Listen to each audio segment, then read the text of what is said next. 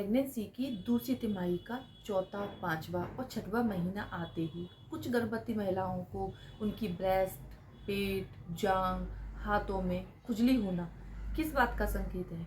Pregnancy में बार बार खुजली होना क्या नॉर्मल है या फिर गर्भ में पल रहे बच्चे को होने वाली किसी समस्या का संकेत?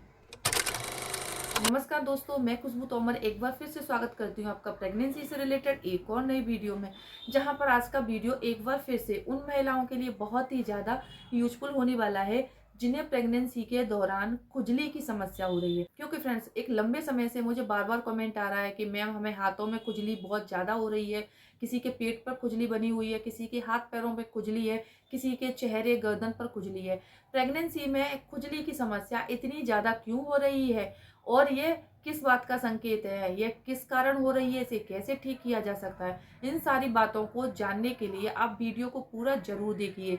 अगर वीडियो में बताई गई टिप्स और ये जो बातें हैं वो आपको इन्फॉर्मेटिव लगती हैं, आपके लिए यूजफुल लगती हैं, प्लीज़ चैनल को सब्सक्राइब करके बेल आइकन को प्रेस करना बिल्कुल भी ना भूलें, जिससे इससे रिलेटेड सारी जानकारी आपको डे टू डे मिलती रहे। तो चलिए फ्रेंड्स, बिना देरी किए हुए फटाफट से वीडियो को स्टार्ट कर लेते हैं। वैसे तो प्रेगनेंसी के दौरान पहले जो 3 महीने होते हैं इसमें महिलाओं को ज़्यादातर क्या है कि घबराहट होना, चक्कर आना, वॉमिटिंग होना, उबकाई आना, पेट में दर्द होना, खाना अच्छा ना लगना, खाने में स्वाद ना आना, ऐसी कई सारी समस्याएं होती हैं जो कि अलग अलग महिलाओं को अलग अलग तरीके से महसूस होती हैं। लेकिन कुछ महिलाओं को दूसरी तिमाही लगते ही उनके शरीर के कुछ अंगों में खुजली शुरू हो जाती है, जिससे ना तो वो ठीक से लेट पाती हैं, ना कुछ काम में उनका मन लगता है और पूरे दिन खुजाते रहने की वजह से उनकी स्किन में रैशेज हो जाते हैं, दाने हो जाते हैं और घाव बढ़ जाते हैं। ऐसा होने पर आपके घर में पल रहे बच्चे को काफी बड़ा नुकसान हो सकता है। सबसे पहला कारण है हार्मोन्स में बदलाव। जी हाँ फ्रेंड्स, प्रेगनेंसी की दूसरी तीसरी तिमाही के दौरान क्या है कि आपकी बॉडी में हार्मोन्स में अचानक से बदलाव आता है, जिसकी वजह से क्या होता है कि आपके हाथ पैरों में खुजली हो सकती है। इसके अलावा जैसे आपकी बॉडी डिहाइड्रेट हो रही है, अगर आप खाने पीने का ध्यान नहीं रख रही हैं, आप तरल पदार्थों का सेवन कम कर रही हैं, पानी भी कम मात्रा में ले रही हैं, अगर आप प्रेगनेंसी के दौरान लिक्विड वाली चीज़ों का सेवन कम कर रही हैं, हरी पत्तेदार सब्जियां, फलों का सेवन कम कर रही हैं, पानी कम मात्रा में ले रही हैं, तो फ्रेंड्स क्या होता है कि आपकी बॉडी में पानी की कमी आ जाती है, जिसकी वजह से आपकी स्किन में रूखापन हो जाता है और इसी वजह से आपको खुजली महसूस हो सकती है। इसीलिए अगर आपको पहली, दूसरी या तीसरी तिमाही के दौरान खुजली महसूस हो रही है, हाथ पैरों पर, पेट में कहीं भी खुजली महसूस हो रही है, तो ऐसा होने पर आपको पानी अच्छी मात्रा में पीना है और तरल पदार्थों का सेवन करते रहना है, जिससे कि खुजली की समस्या को कम किया जा सके। दूसरा कारण है स्किन में आने वाला खिंचाव। जी हाँ, जैसे जैसे आपकी प्रेगनेंसी की जर्नी आगे बढ़ती है तो इससे क्या है कि आपके गर्भाशय का आकार बढ़ता है, बच्चे का आकार भी बढ़ता है, जिससे आपके शरीर का डेवलपमेंट शुरू हो जाता है, आपका वजन बढ़ता है, हाथ पैर मोटे होते हैं, पेट का आकार बढ़ता है, जांघों का आकार बढ़ता है और ब्रेस्ट का साइज भी बढ़ता है। इससे क्या है कि आपकी स्किन में खिंचाव शुरू होता है और खिंचाव होने की वजह से भी क्या है कि आपको हाथ पैरों में, पेट में, जांघों में खुजली महसूस हो सकती है। तो प्रेगनेंसी के दौरान वैसे तो खुजली होना नॉर्मल है। ऐसा अगर आपको हो रहा है दूसरी तीसरी तिमाही के दौरान, आपको अपनी बॉडी को हाइड्रेट रखने के साथ साथ मॉइस्चराइज भी रखना चाहिए। आपको अपनी स्किन में दिन में 2 से 3 बार अच्छी क्वालिटी का मॉइस्चराइजर लगाते रहना चाहिए।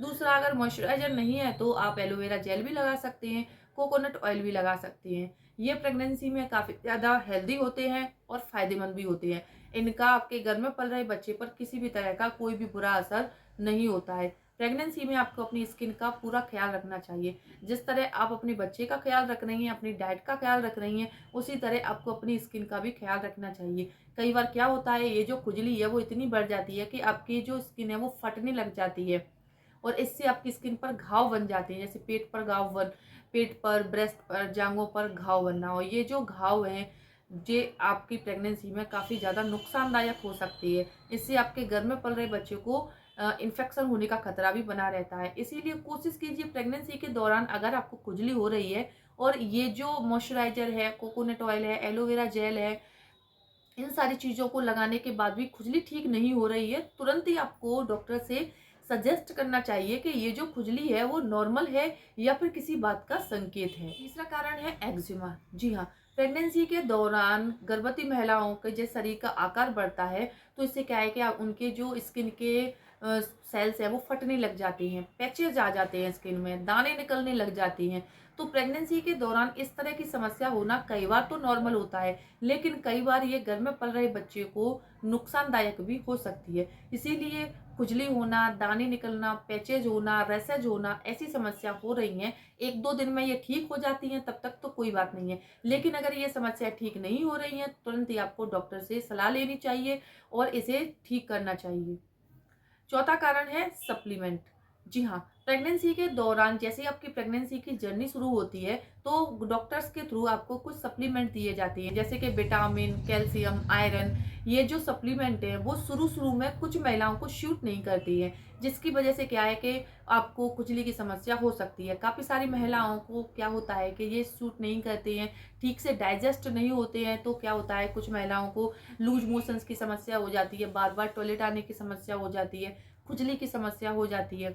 तो ये जो सप्लीमेंट है इनकी वजह से भी आपको खुजली की समस्या हो सकती है, जो कि नॉर्मल है, लेकिन फिर भी आपको डॉक्टर से सलाह लेते रहना चाहिए।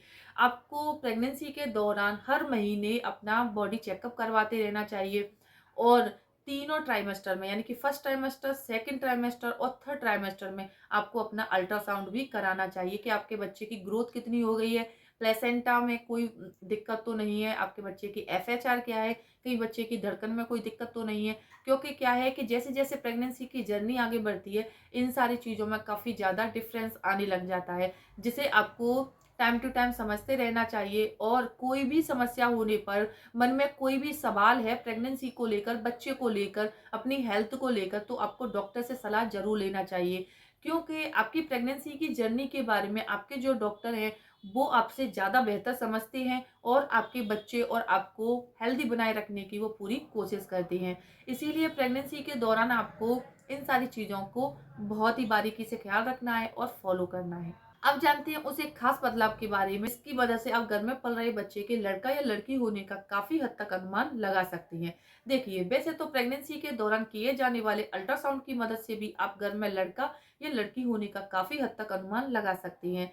लेकिन पुराने जमाने में जब हमारे समाज में हॉस्पिटल्स, डॉक्टर्स नहीं हुआ करते थे, तो हमारे समाज में हमारी जो बुजुर्ग महिलाएं हैं वो दाई माँ का काम करती थी, यानी कि महिलाओं की डिलीवरी घर पर ही कराया करती थी। तो प्रेगनेंसी के दौरान महिलाओं के शरीर में जो बदलाव आ रहे होते हैं, जैसे कि उनके चलने फिरने में क्या बदलाव है, खाने की चीज़ों में वो क्या खा रही हैं और सोने की उनकी पोजीशन क्या है, तो इन चीज़ों को क्या है वो ऑब्जर्व किया करती थी और इससे वो अनुमान लगाती थी। ये जो अनुमान है इनका कोई वैज्ञानिक प्रमाण नहीं है, लेकिन प्रेगनेंसी में काफ़ी सटीक हो सकती हैं और ना ही ये लड़का या लड़की होने को बढ़ावा देने का काम करती हैं, बल्कि ये प्रेगनेंसी में गर्भवती महिला को जो उत्सुकता होती है ना जानने की कि उनको बेबी बॉय होने वाला है या बेबी गर्ल होने वाली है, उसको थोड़ा सा कम कर देती हैं, जिससे कि महिलाओं को थोड़ा सा स्ट्रेस कम होता है और वो अपना ख्याल रखने लग जाती हैं। तो ऐसे ही कई सारे बदलाव आपको प्रेगनेंसी की दूसरी और तीसरी तिमाही के दौरान काफ़ी हद तक महसूस हो सकती हैं, क्योंकि प्रेगनेंसी की जो जर्नी होती है हर महिला की अलग होती है, अलग एहसास होता है, अलग सिम्टम्स होते हैं, अलग समस्याएं आती हैं। लेकिन अगर प्रेगनेंसी की दूसरी या तीसरी तिमाही के दौरान आपको जैसे कि ब्रेस्ट पर बहुत ज़्यादा खुजली हो रही है, पेट पर खुजली हो रही है, तो प्रेगनेंसी के दौरान ये जो खुजली हो रही है वो कई बार नॉर्मल होती है, लेकिन कई बार घर में पल रहे बच्चे को होने वाली समस्या का संकेत भी हो सकता है। लेकिन प्रेगनेंसी के दौरान आपकी स्किन का काला पड़ना, स्किन में ड्राइनेस आना, स्किन का अजीब सा मतलब जैसे झाइयाँ आ जाना, पिगमेंटेशंस हो जाना, ये जो सिम्टम्स होते हैं ना वो काफ़ी हद तक घर में लड़का होने का संकेत माना जाता है। यानी कि ये एक इशारा होता है कि आपको आने वाला जो बेबी है वो लड़का हो सकता है। हालाँकि जब आप डिलीवरी होती है तभी पता चलता है कि आपको बेबी बॉय होने वाला है या बेबी गर्ल होने वाली है। फ्रेंड्स, ये जो एक संकेत है वो आपको प्रेगनेंसी के दौरान काफ़ी मदद कर सकता है। उम्मीद करती हूँ ये वीडियो देखने के बाद ये इन्फॉर्मेशन आपको अपने लिए यूजफुल जरूर लगेगी। अगर वीडियो में बताई गई इन्फॉर्मेशन आपको यूजफुल लगती है, प्लीज़ मेरे वीडियो को लाइक करें, ज़्यादा से ज़्यादा शेयर करें, साथ ही मेरे चैनल को सब्सक्राइब करके बेल आइकन को प्रेस करना बिल्कुल भी ना भूलें। तो चलिए फ्रेंड्स, मिलते हैं नेक्स्ट टाइम, तब तक के लिए खुश रहें, स्वस्थ रहें और अपनी प्रेगनेंसी को अच्छे से एंजॉय करें। Take care.